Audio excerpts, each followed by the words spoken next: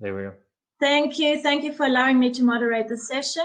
I'm very passionate about Ethiopia and the potential that Ethiopia has as an investment destination. It's now the second largest direct foreign investment recipient on the African continent, and has also overtaken Kenya as the largest economy in East Africa. I'm drinking Ethiopian coffee from the highlands, very, very premium coffee, which Ethiopia is known for. Ethiopia has 120 million inhabitants, is the second largest country on the continent after Nigeria. And this coffee comes from the highlands. It's the largest mountain range in Africa, which I wasn't aware of. It's very interesting. So why is Ethiopia so interesting? It has a very strong, stable investment growth of an average GDP growth of about 11% year on year over the last 10 years. 80% of all employees are working within the agri sector, and the 80% does relate to 39% of the total GDP of the country. Also, what is very interesting to know is that the government is very actively involved in large-scale agri-development, in also wanting to make Ethiopia the largest manufacturing hub on the entire continent. And the government spends $1 billion USD every single year on developing new agri-industrial parks in special economic zones and so on. And I think it's these incentives, together with obviously tax incentives, trying to minimize red tape, that help Ethiopia become such a successful destination. And obviously there are challenges in the country: civil unrest, currency fluctuations, as you know, which are always challenges for the economy. But Ethiopia is a great example of how the investment destination is getting stronger year on year. And it's my very, very great pleasure to introduce our esteemed speakers today. His Excellency, the Ambassador of Ethiopia, based in South Africa, Dr. Teklemariam, as well as a representative who will join us shortly from the Agri Ministry. He is the Director of Investment, Mr. Silassie. And then we have Nuradin on the panel, who will tell us about his experience of dealing with the Ethiopian government in establishing a agribusiness in his in various case studies. And Nuradin is currently based in Holland and working on growing his businesses in Ethiopia. So please, over to you, His Excellency. Okay, well, my name is Nuradin Osman. I'm glad to be part of this important meeting for Ethiopia government, as the drive is to improve their agricultural productivity and drive, economic empowerment, especially for young people. I was involved in Ethiopia for many years in the agriculture sector. One of the things I always bragged in Ethiopia was the brand I was head of the African region was in the 10 bir printed. So how deep is historically we were connected to the Ethiopia market over 80 years. I won't mention the brands I worked before, but I will touch on what we have done so far in Ethiopia.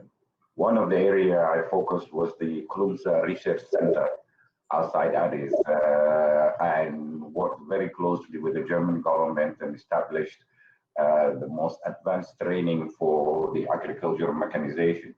One was to introduce technology to the local community, and the training was launched in 2012. And for so far, now, and I'm aware of it, of more than 10,000 people have been trained.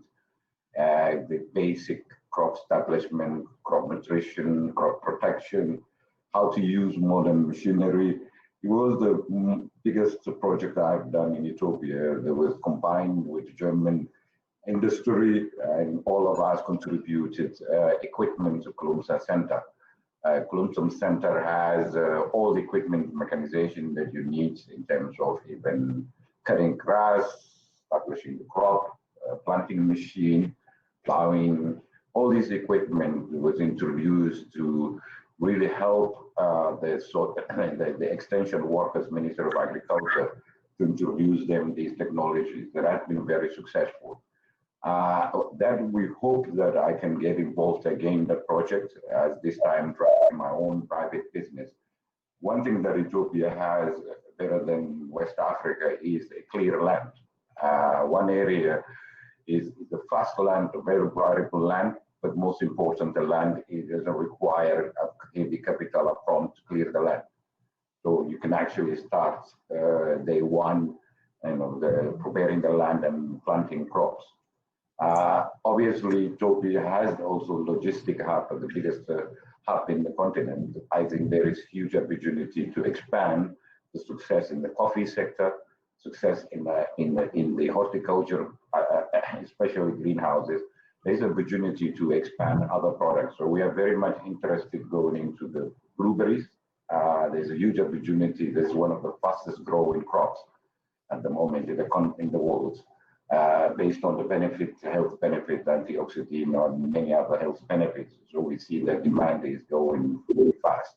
So there's an opportunity, obviously, is a crop, that perishable crop that can be transported by, and is actually a profitable crop. So one thing that we're investigating right now is how can we establish ourselves a greenhouse opportunity to produce blueberry. So the blueberry will allow us then to export and many markets, as Ethiopia has a very good connection to the world and is one of the fastest growing crops. So that's our aim is really finished right now. I'm in Tanzania joining today's call, and our aim is to really move in the end of February, March to Ethiopia and try to establish our company there, and mainly focus on crops like maize, soybean, and sunflower.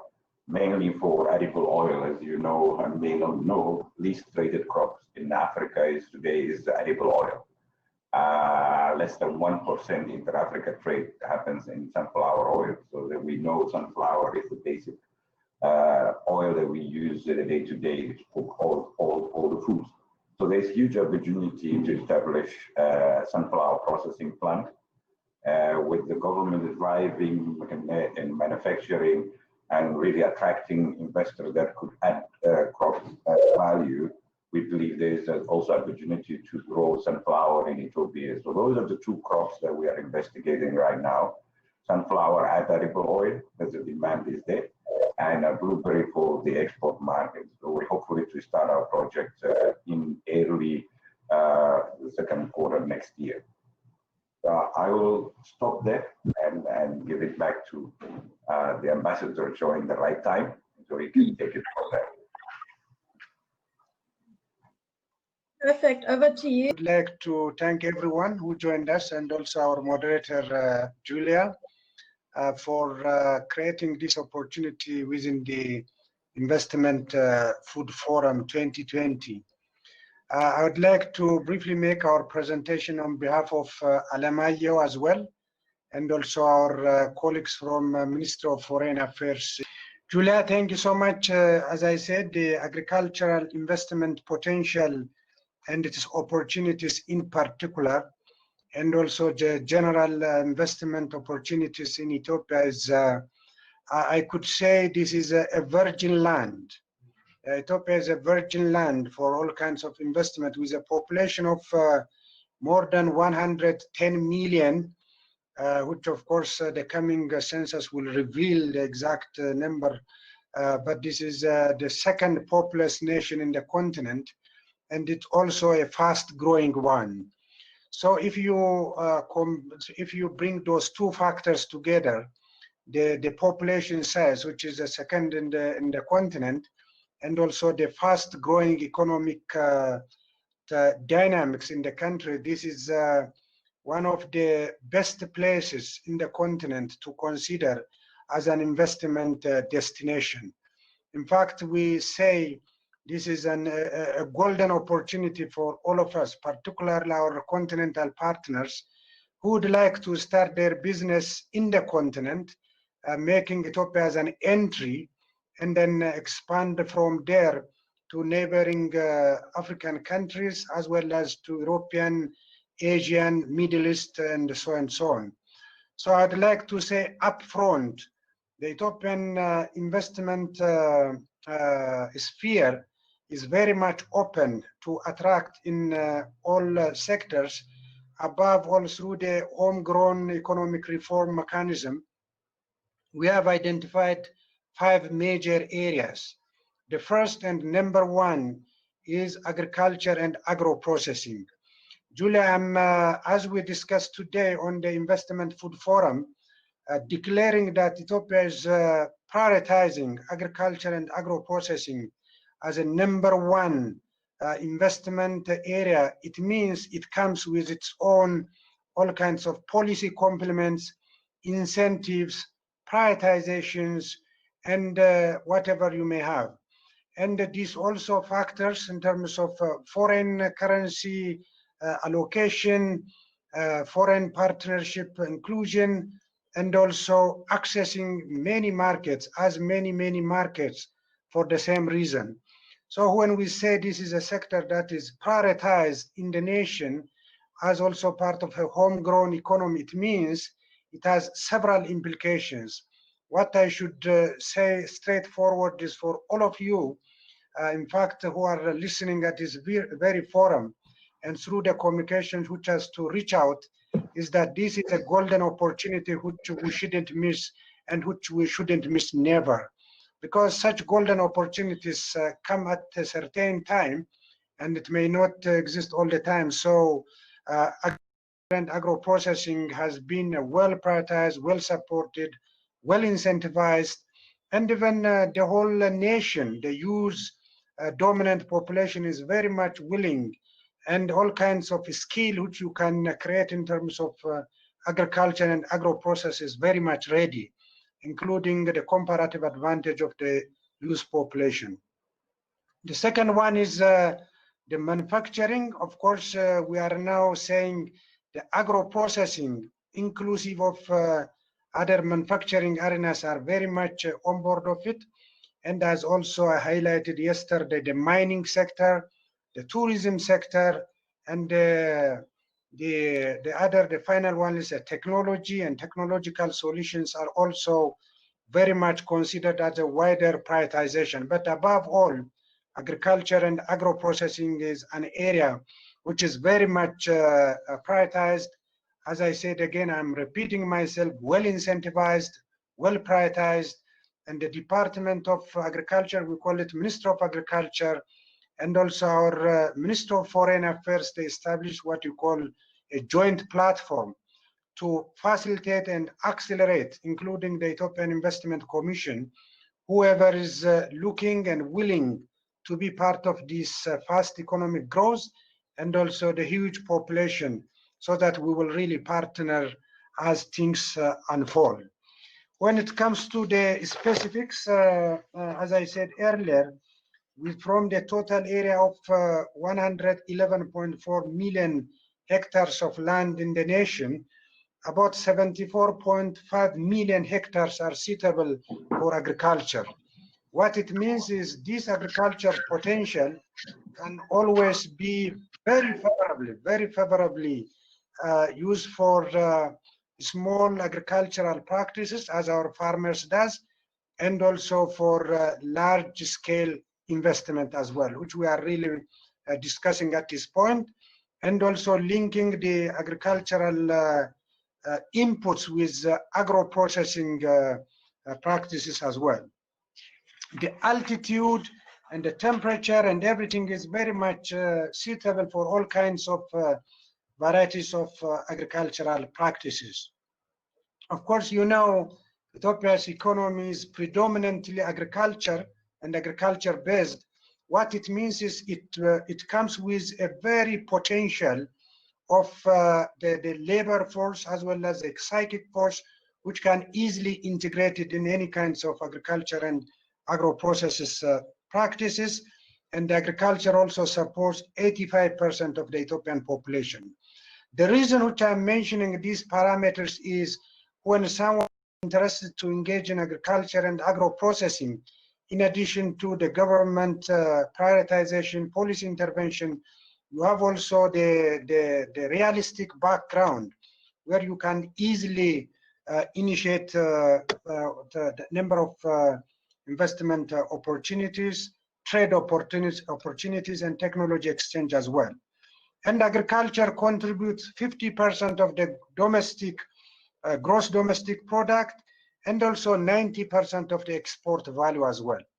So if you are really looking for an agriculture and agro-processing with all parameters and factors, Ethiopia is the fittest country, I would say, and also from in terms of geographic location and investment opportunities, reaching out from there, this is a place. In fact, as I said earlier, I repeat myself, a virgin land, which all opportunities can be explored. There is a very nice climate. Julia, as you know, you don't need what you call the AC at any given time of the seasons in Ethiopia.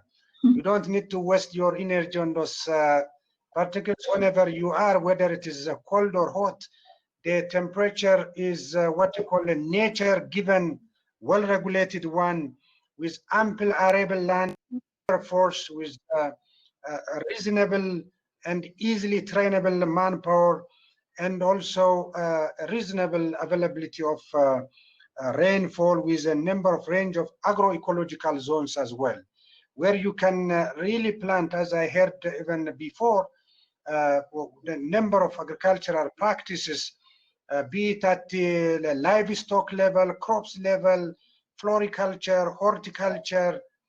You can name anything. You can do it in small scale or large scale because of the very promising agroecological zones across the nation, which is very, very much promising for everyone. Within that, there is, I can tell you, the agricultural sector is very much characterized by the presence of smallholder farmers as we speak, and they are very much also happy to partner themselves, what you call with outgrower schemes as well. So if you have a certain agro-processing plant, in addition to your large-scale farms, you can also easily recruit the farmers with their own farmers to be part of your process. And of course, the current practice is about 15 million hectares of land are annually cultivated in that very fashion.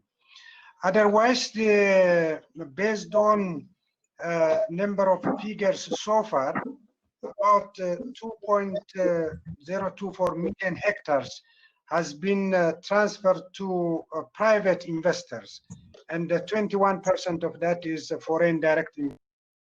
And about 5,642 investors, out of which 81 of them are foreigners, are currently participating all over the country, which I should say there are so many opportunities explored, so many people who are already involved in it, and it's a test that which was of course brought even before, and I'm confirming the same.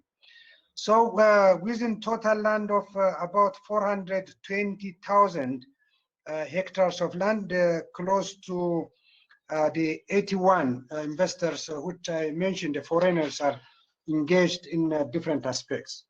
On specific terms again, as I said, all kinds of agricultural investments can be entertained for sure, but when it comes to the agro-industry, I think I heard about the oil crops, sesame, soybean, groundnut, sunflower are an areas of potential investment opportunities, wheat production, cotton, and there are also other export crops like coffee, the pulses, tea, haircut bean, mung bean, and from the cereal crops, maize, sorghum, rice, etc., can always be explored. Julia, you have, I am sure, a definite information on that when it comes to the livestock production. We are at the top of, in fact, globally as well. So the livestock production in all kinds, cattle, goat, sheep, and also fattening and meat processing, poultry development and processing, dairy farm, animal feed production, all can be entertained. And as I said earlier, the horticulture and floriculture is also an area for an investment, and in fact, in a large scale as well.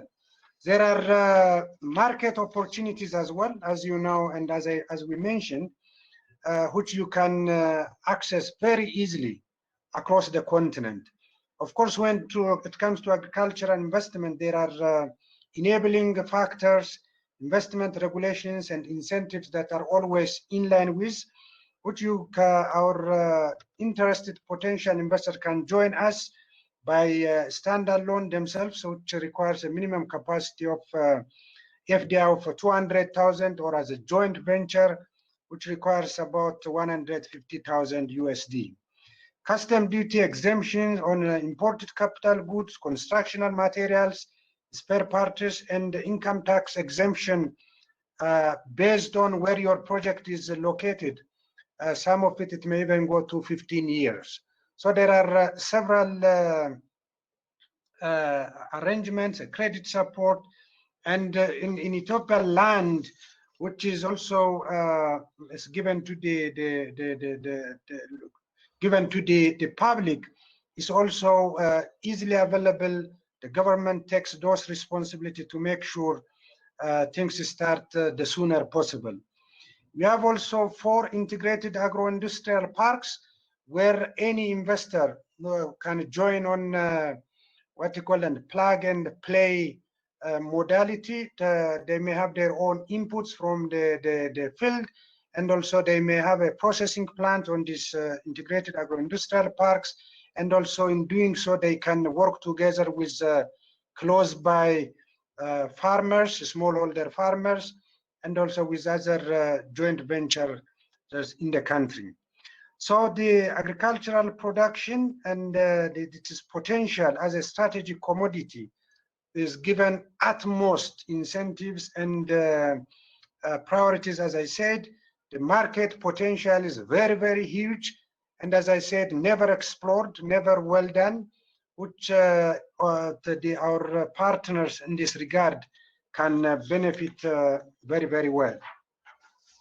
Within this the framework, the accessibility to markets, be it to the domestic market by itself is a huge market, but export is always promoted and encouraged. On top of it, the Middle East market, the commercial market, the European market, through what you call all except arms, the AGOA, and number of commercial Asian market access, which is always an avenue to export the commodities, the agricultural products, and the agro-processing products, to say. And on top of this, the Ethiopian Airlines advantage, again, in terms of traveling from one place to another, and also the cargo facility, which is a huge one continentally, and which is also tested very well during the corona pandemic, is always on board to anyone else who would like to run such businesses at any given point. In fact, such facilities also, they can grow their own power supplies through what you call the renewable energy sources. The generation aspect is there, but those who need to generate such energy sources for their own facilities are also permitted to do so, encouraged as well. So I'm mentioning this can also complement the investment arena and facilitate, of course, the whole process, so that nothing can stop our potential investors, particularly on agriculture and agro-processing, from doing so. So in nutshell, I would like to summarize. Ethiopia is a virgin land and a land of opportunity again. It's a land where is also making a big calls for our potential FDIs and investment opportunities, trade opportunities through the and incentive mechanisms. We at the embassy are very much ready to facilitate, to coordinate any kind of one-to-one engagement, as well as organizing a familiarization trip to Addis. We have also Addis what we call the coordination platform, where the Ministry of Foreign Affairs, as well as Ethiopian Investment Commission, collaborating together to make sure the business ease of doing is well achieved in the process. So again, Investment Food Forum 2020, thank you so much for this opportunity created. Also, Julia, for moderation of this session, and we have taken note yesterday, and we are very much happy. Myself, Bala, and Zacharias are following very closely, and I would like to recognize Alemayehu from Department of Agriculture in Addis, and also my colleague Kafalan from Ministry of Foreign Affairs in Ethiopia, who are with us to attend this very session. And we have a great privilege being part of this process. And Julia, back to you, please. Thank you very much, Your Excellency. Very good overview of agri-processing and opportunities. And as you said, delegates and companies are welcome to contact the embassy in South Africa for any sessions and one-on-one discussions. We very much look forward to working with you in the future, and I believe that we might have an investment trade mission next year where we would like to host investors. Bellcrescent Partners is sourcing bankable projects and promoting them to investors across the world. So if you hear of very good bankable projects in Ethiopia, please do share them with me. And it would be my pleasure to host investors and doing a site visit in Ethiopia. So with this said, thank you all for joining us. Thank you for being here at the Food Forum, and let us know if you have any specific questions. You can contact me directly anytime, and I will feed back to you ASAP. Thank you very much to everyone. See you in the next session. Thank you. Thank you so much, Julia. Again, we look forward to be in touch, and then thank you so much. And thank you. Thank you so much. Have a great day. Thank you. Thank you.